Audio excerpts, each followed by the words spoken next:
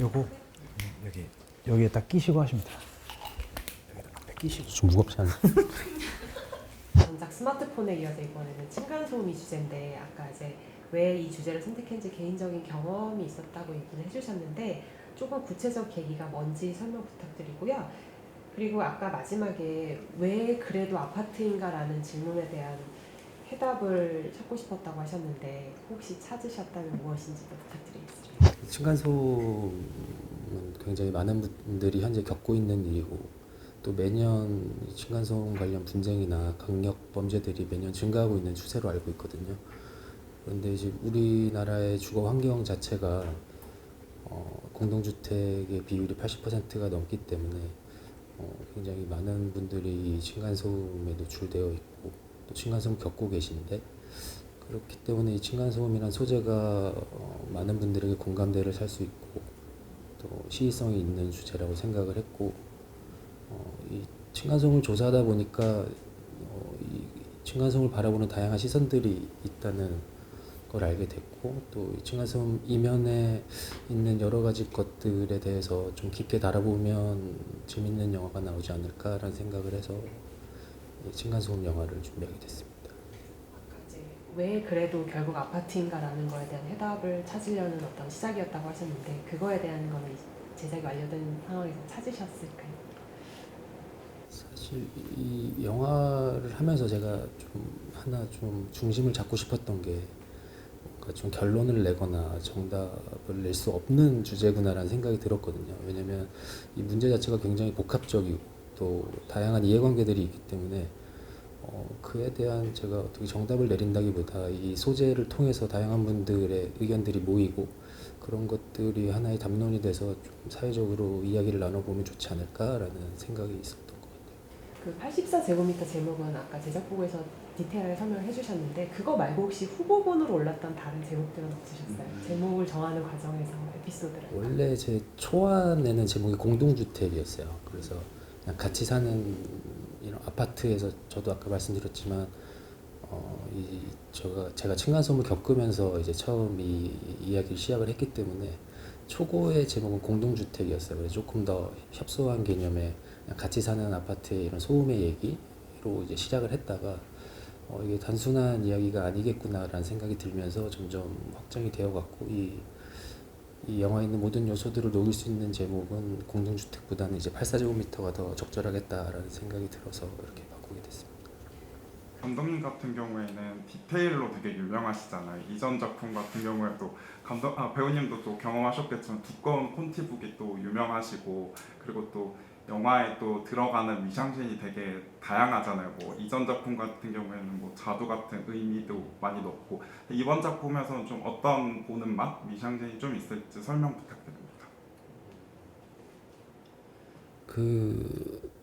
저는 이 아파트라는 공간이 사실 굉장히 플랫하고 좀 획일화돼 있고 구조적으로 재미가 없기 때문에 그리고 또 이 아파트를 굉장히 현실적으로 구현을 하기 위해서 실제 마감재들을 썼거든요. 그러다 보니까 뭐 거의 다 화이트에 뭐 해봐야 그레이 뭐 이 정도의 것들이었어요. 그래서 이번엔 이 공간 자체에 뭔가 많이 담기는 어렵겠다라는 생각이 들어서 좀 조명에 신경을 많이 썼던 것 같고요. 그래서 뭐 우리 영화를 보시면 모든 장면의 조명 톤이 다 다르고 또 빛의 방향이 다 다르거든요. 근데 그것들이 인물과 같이 호흡을 하면서 그 공간과 같이 이 인물이 감정을 교류하는 것 같은 그런 느낌을 드실 수 있게 좀 준비를 했던 것 같아서 그런 것들을 봐주시면 좋을 것 같습니다. 네. 가장 의미 있는 장면 하나 꼽아달라라는. 어, 아까도 감독님이랑 뭐 이런저런 얘기를 되게 많이 나눴었는데 저희가 찍은 이제 여러 가지 시퀀스들이 있을 거 아니에요. 근데 그 안에 제가 경찰서를 가게 되는 장면이 있는데 그 이유에 대해서는 이제 영화를 보시면 자연스럽게 아시겠지만 그 경찰서 안에서 이루어지는 그 어떤 일련의 한 사건 시퀀스가 저랑 감독님이랑 진짜 많은 대화를 나눴고 그 장면이 사람들에게 그 이 우성이 느끼고 있는 절박함과 그 긴박함을 같이 느끼게 하기 위해서 되게 연기 톤이나 아니면은 뭐 액션들 이런 것들을 되게 많이 신경 쓰면서 찍었던 장면이에요. 그게 실제 물리적으로 한 이틀인가 3일을 그 경찰서에서 찍었었는데 그 씬이 그 저도 아직 영화를 제대로 못 봐가지고 기억에 되게 많이 남고,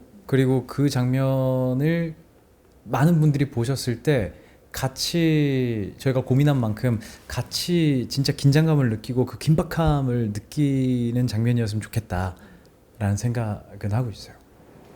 얼마 전에 다른 인터뷰에서 약간 농담처럼 먼지만 없으면 된다 이런 얘기를 하셨더라고요. 근데 실제로는 이제 소음이 심한 다른 경우들도 많고 또 싸움이나 살인까지 벌어지는 현실이 있잖아요.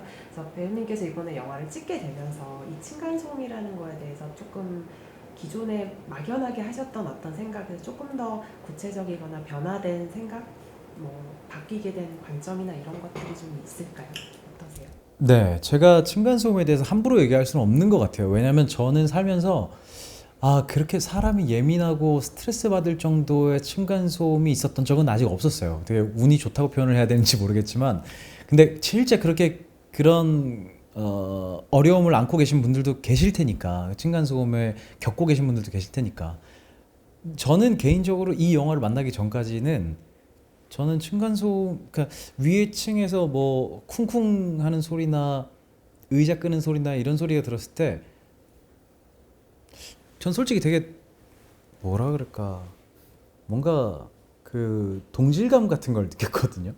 아 그래, 역시 이 위층에도 사람이 살지, 약간 그런 느낌이었거든요. 되게 뭐라 그럴까, 안도감이랄까, 같이 살아가고 있는 사람이다, 이런 정도였는데 이제 그거보다 더 심한 경우들이 많으실 테니까. 근데 이 영화를 만남으로써 제가 층간소음에 대해서 뉴스도 찾아보고 여러 가지, 그냥 이미 인터넷 포털 사이트에 검색만 해도 너무 많은 일들이 있잖아요. 근데 그런 거 보면서 정말 심각한 문제구나라는 생각을 했고, 그리고 그런 기사들 찾아보면서 오히려 더 이 역할에 조금 더 깊게 생각해 볼 수 있게 됐던 것 같아요. 지금은 사실 제가 층간소음의 실질적 피해자가 아닌데 그 층간소음에 대한 피해나 이런 것들에 대해서 제가 생각하는 건 조금 주제 넘은 것 같고, 이 작품을 통해서 좀 더 그런 분들 힘들 층간소음 때문에 고생하고 계신 분들이 많다라고 조금 더 알아주셨으면 어떨까라는 생각은 합니다. 감독님께 질문 드릴게요. 아까 강하늘 배우님이 앞서서 시나리오가 콘티 같았다, 되게 상상을 많이 하게 되는 시나리오다 이런 얘기를 하셨는데, 감독님 입장에서는 그러면 강하늘 배우가 실제 그 상상을 본인의 연기로 채운 그 결과물이 감독님께서 실제로 생각하셨던, 기대하셨던 것과 얼마나 일치를 했는지, 아니면 혹은 더 뛰어넘어서 굉장히 이 배우의 진면목을 발견하신 어떤 장면이나 에피소드 같은 게 있으실까요? 이 영화가 철저하게 우성의 시점으로 전개가 되는 영화다 보니까 모든 장면에 등장하는데 그 모든 장면의 감정이 다 다르거든요. 그래서 정말 다양한 감정을 표현해야 하는 역할이었기 때문에, 그러면서도 또 점점 고조되어 가는 감정을 연기해야 되는 굉장히 스펙트럼이 넓은 역할이었는데, 평소 강하늘 배우 같은 경우는 정말 다양한 장르의 대표작이 있는 몇 안 되는 배우라고 생각을 하거든요. 그런 장르성을 뛰어넘는 그런 스펙트럼이 이 우성이에게도 모든 장면에 골고루 담겨 있어서 아마 84제곱미터는 강하늘 배우의 거의 종합 선물 세트 같은 느낌으로 보실 수 있을 것 같고, 정말 저의 원픽이었기 때문에 기대감이 정말 높았거든요. 근데 정말 매 장면 그 기대를 뛰어넘는 그런 모습들을 보여줘서 정말 기쁘게 현장에서 그 모니터를 봤던 것 같습니다. 네, 다시 배우님께 또 여쭤볼게요. 같이 안 있으면 좋겠네요. 아니 되게 되게 아무렇지 않은 척 듣고 있기도 힘들고. 네. 애정을 많이 갖고 계신 것 같아요, 감독님께서. 이게 영화가 시대상의 반영일 수밖에 없잖아요. 어쨌든. 근데 이 지금 84제곱미터라는 영화가 주연 배우 맡으신 입장에서 우리 시대의 어떤 면을 좀 비추고 있는지 생각할 수 있게 하는지 안 보신 분들에게 좀 어떤 설명을 해주실 수 있을까요? 꼭 뭐 층간소음 이런 것만 네네네네. 있는 건 아닐 테니까 네. 이 영화가 좀 담고 싶어 했던 얘기 또 이런 걸 생각해 보면 좋겠다라고 어떤 시대상을 좀 보여주고 싶어 했던 것 같은지. 솔직히 촬영하는 내내 그런 생각을 안 해봤었는데요. 근데 지금 생각해 보니까 그런 부분인 것 같아요. 요즘 세상이라고 제가 크게 말씀드릴 수는 없을 것 같고 제 주변으로만 생각을 해봐도 요즘은 뭔가를 가져야 하고 가지는 거에 대한 욕망이 좀 크다고 생각을 해요. 근데 그러다 보니 뭐 84제곱미터 안에 있는 아파트라든지 여러 가지 것들이 내 거야, 내 거 가지려고 하는 어떤 욕망의 충돌들이라고 생각을 하거든요. 근데 이게 요즘 현 시대를 반영하는지는 모르겠지만 우리 영화가 좀 더 그런 느낌을 층간소음을 넘어서서 그런 부분을 조금 더 보여줄 수 있는 영화였으면 좋겠다라는 생각은 하는 것 같습니다. 알겠습니다. 감독님께 또 여쭤볼게요. 생활 밀착형 스릴러라는 장르를 구축하셨다는 얘기들을 하실 정도로 이제 스마트폰 관련된 소재, 이번에 층간소음 소재인데 또 장르가 스릴러예요. 이게 굉장히 탁월하게 일상 얘기를 스릴러로 풀어내시는 것 같은데 어떻게 보면 일상이랑 스릴러는 조금 괴리감이 있는 단어라고 생각할 수도 있잖아요. 근데 이게 굉장히 잘 두 단어를 잘 결합해서 좋은 작품을 만드신다는 평을 듣고 계신데요. 감독님께서 생각하시는 스릴러라는 장르가 가진, 그러니까 지금 그 감독님께서 스케치하신 일상의 문제를 스릴러라는 장르로 표현하시고자 하는 어떤 스릴러라는 장르의 묘미, 그리고 스릴러 장르만이 그런 걸 할 수 있는 어떤 지점이 있다고 생각을 하시는 것 같은데 혹시 그런 걸 꼽으신다면 어떤 것 때문이라고 있을까요? 네, 저희가 어떤 이야기를 할 때 굉장히 긍정적으로 얘기를 할 수도 있고 아니면 좀 안 좋은 일을 가정해서 좀 이야기를 할 수도 있는데 저는 스릴러라는 장르는 우리가 겪어서는 안 될 또 그런 일들을 좀 간접 체험해 볼 수 있는 장르가 아닌가라고 생각을 하거든요. 그래서 그런 것들 영화 속 주인공이 처한 상황을 우리가 간접 체험을 하면서 나라면 어떻게 할지라는 거를 미리 한번 체험해 볼 수 있다. 먼저 그런 것들에 대해 생각을 해보면서 정말 최악의 경우 그런 일이 닥쳤을 때도 혹은 그 일을 피하기 위해서 어떻게 해야 되는가 그런 것들에 대한 스릴러 장르에 좀 매력이 있다고 생각을 하고 특히 제가 한 두 작품 모두 다 평범한 사람들이 겪을 수 있는 스마트폰은 모두가 쓰고 있고 또 우리나라의 대부분의 사람들은 아파트에 살고 있고 이런 좀 나에게 일어날 수 있는 일이라는 생각들이 들거든요. 그래서 저는 항상 그 속에서 어떤 최악의 상황들을 가정을 해놓고 이런 것들을 우리가 보면서 반면교사로 삼고 또 그런 것들을 통해서 좀 사회적으로 이런 것들에 대한 문제의식을 공유하고 그런 의미가 있지 않을까라는 생각을 합니다. 그러면 그런 영감이라고 할까요? 어떤 아이디어를 얻는 다양한 방식들이 있으실 텐데 감독님 같은 경우는 주로 어떤 것들이 그 아이디어의 근원이 되세요? 저는 원래 스마트폰 전에 한번 다른 시나리오로 입봉을 하려고 했던 적이 있는데 이제 그 영화가 촬영을 얼마 앞두고 이제 좀 제작이 중단이 됐던 경우가 있어요.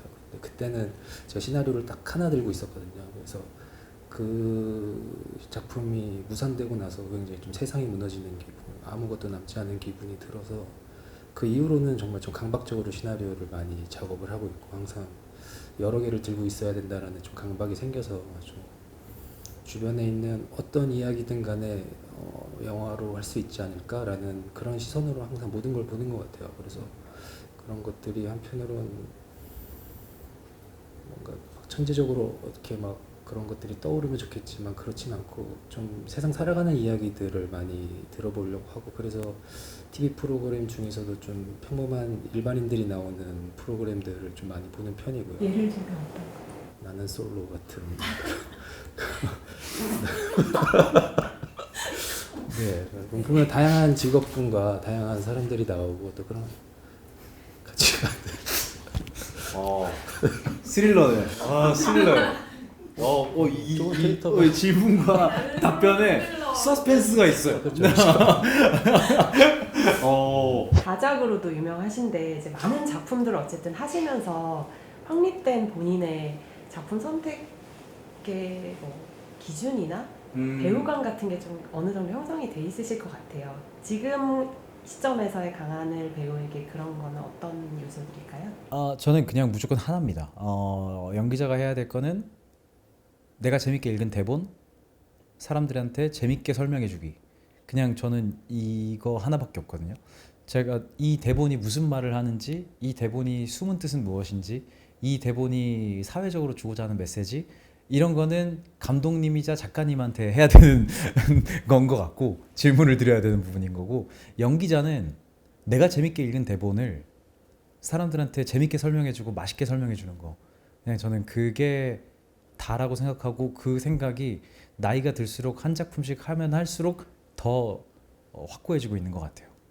그 촬영장에서 좀 비하인드 이런 거 좀 있었을까요? 비하인드요. 언제나 있죠, 비하인드는. 공유해 줄 만한 비하인드요. 너무 많은데 저희 그 감독님과의 지금 이 인터뷰만 보셔서도 알겠지만 감독님이랑 진짜 거의 현장에서 장난치느라 너무 재밌었거든요. 그냥 되게 감독님이랑 노는 현장이었던 것 같아요. 그래서 너무 기분이 좋았고, 그냥 한 가지 뭐 비하인드라고 한다면 이건 예고편에도 나오는 장면인데, 제가 엄청나게 달려야 하는 장면인데, 그때 그 코로나 그때를 그리기 위해서 마스크를 쓰고 달렸는데, 이게 마스크를 쓰고 그렇게 달려본 적이 없거든요. 근데 실제로 마스크를 쓰고 그렇게 달리니까 진짜 과호흡이 오더라고요. 이게 숨이 안 들어와가지고 뭐 그런 적 한 번 있었고, 뭐 비하인드라고 생각하면 지금 생각하는 건 뭐 수십 가지가 떠오르는데, 여러분들 아마 또 비하인드 영상은 따로 또 아마 챙겨 보실 수 있지 않을까라는 생각을 합니다. 두 분의 표정이 너무 대조적이어서 왜요? 웃음이 막. 아니, 저는 그게 너무 궁금해요. 개인적으로 아까 그 질문이 너무 재밌었는데, 아니 다음 소재가 뭐가 있냐, 그거 너무 나 너무 궁금하더라고요. 또 다음 소재가 뭐가 있냐. 요즘에 막 그런 거 있지, 뭐 그런 막 우리들 다 손에서 다 시작되는 것들이잖아요. 핸드폰, 스마트폰, 뭐 집. 다음은 땅꺼짐 이런 거 어때요? 요즘에 땅꺼짐 좀 그러니까 있지만 기후 변화 이런 것도. 나는 솔로 보셨으니까 뭐 관련된 경우가 있을까요? 나는 왜 솔로 이런 거 어때요? 나는 왜 솔로? 네. 오늘 너무 유쾌한 시간. 감사합니다. 감사합니다. 감사합니다.